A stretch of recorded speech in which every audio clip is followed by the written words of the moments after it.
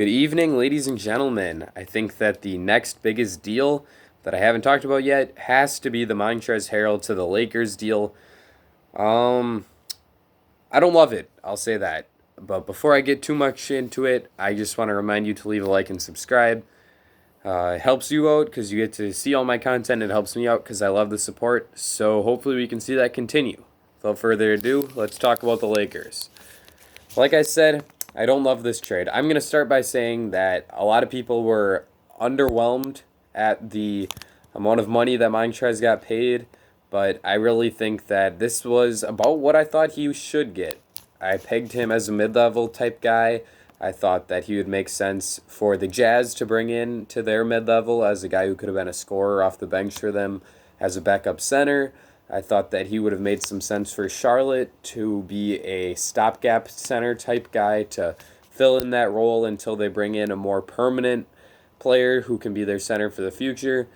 I thought that he would have made some sense in a team like Oklahoma City or Detroit that could look to reharvest his trade value. Actually, not Oklahoma City because they already have two centers, but a team like Detroit that could have looked to get some trade value up for him, give him a bit of a bigger contract than he would have gotten otherwise with some longer term security. But he ended up choosing a contender. He ended up going to the Lakers and taking their mid-level. Like I said, it's the kind of deal I was expecting, but definitely not the team, as he pretty much flops from one LA team to the other. I don't love this for the Lakers. I think they had better ways of using their mid-level exception. They need shooters, to me. They lost Danny Green, and I get that Kentavious Caldwell-Pope is a similar player to Danny, but after making this signing, and they really only have about $14 million, I read, to re-sign KCP. I get that the Hawks have made their moves, but the Knicks are still lurking as a team that could maybe overpay for a wing. And if I were a Lakers fan, I would be very, very nervous that the Knicks end up giving it KCP an offer sheet that is just too good for him to turn down, and you end up losing the guy that was your third most important player on your championship run last year. If that happens, then they still have Caruso, who can be a really solid option on the wing for them, but it would really, really hurt their depth because that money would be something that they would be using their bird rights on KCP, and you can't sign players that you haven't had under contract using bird rights, obviously. So they wouldn't be able to go out and sign like Justin Holiday or Jay Crowder to replace him and fill in that role instead. So I think that if you were going to take the risk and use that mid-level and hope that KCP doesn't get an overwhelming offer sheet, you should have used it on a player that could have functioned similarly to KCP as a 3-and-D wing type. I think that Justin Holiday would have been an interesting idea, like I said. I think Crowder would have been a good idea. Guys that actually are going to be super valuable to you in the playoffs because, as we saw with the Clippers this past postseason, Montrez's value goes down in the playoffs. He's not as effective. And I also think that Anthony Davis is most effective playing the center position during the playoffs. So you put those two factors together, and I think Montrez ends up being like a 12 to 18 minute type of guy for you. And he's also playing the least valuable position in the NBA. You could have gotten those minutes just fine from JaVale McGee or someone else that you're bringing on.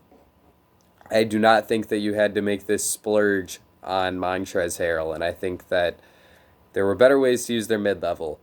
Like, this past season, we saw JaVale McGee fall out of the rotation completely in the postseason. Anthony Davis was playing big minutes at center.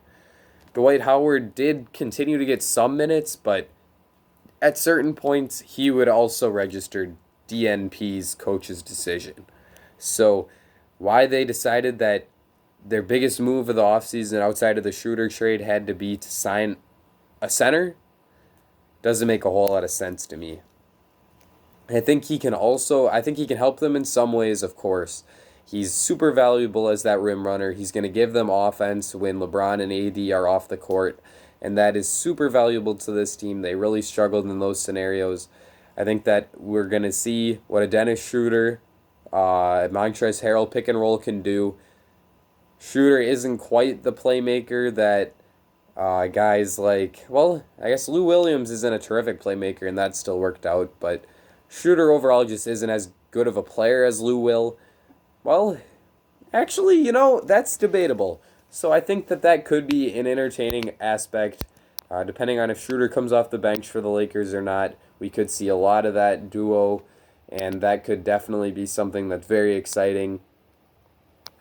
But yeah, moving forward, what do the Lakers need to do in the rest of free agency? They need to add depth on the wing. Re-signing Avery Bradley is important for this team. They need to keep him around just to give them another really solid option to come off the bench and play the 1 or the 2.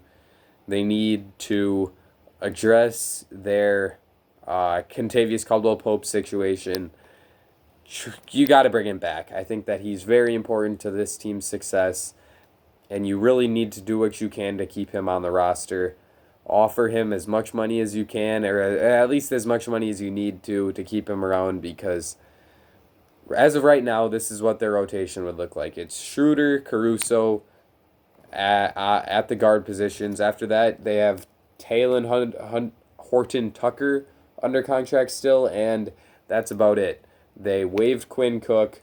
Avery Bradley declined his player option. So did Rajon Rondo. So as of now, that's it they've got in the backcourt. So they're going to have to work to add some guys who can give you good playoff minutes in the backcourt, because right now it's just Schroeder and Caruso. You have to add some players on the wing to give you the Markieff Morris type minutes that he filled for them last year, although Kyle Kuzma can do a bit of that.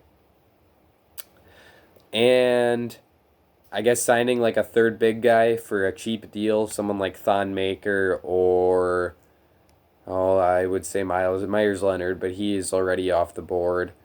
Like, who are some other? Tristan Thompson, just a cheap third center who can fill in if Harrell or McGee were to get injured.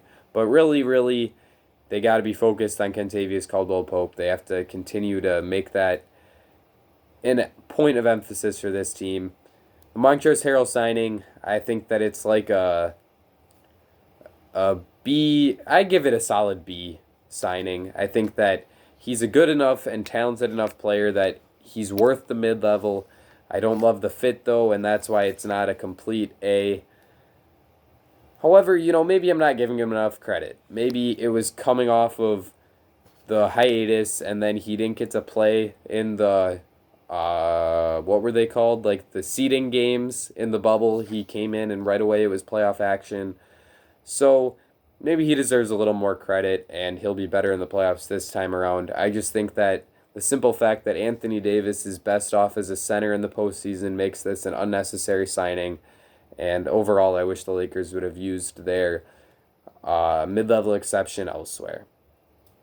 Let me know in the comments section what you think. I'm sure that lots of people are going to love this deal, and I'm going to be in a bit of a minority as a hater. But that's all right with me. This is how I feel, and I'm going to stand by my opinion. Leave a like and subscribe if you enjoyed this video. Oh, they also added Wes Matthews on the wing. So I completely forgot about that. Bummer as a Bucks fan, but that was a good signing for them, and that takes away a little bit of the KCP importance, but I still think they definitely need to emphasize bringing him back. What was I starting to say? Oh, leave a like and subscribe. I think that's it for me. Ladies and gentlemen, I will see you all again very soon.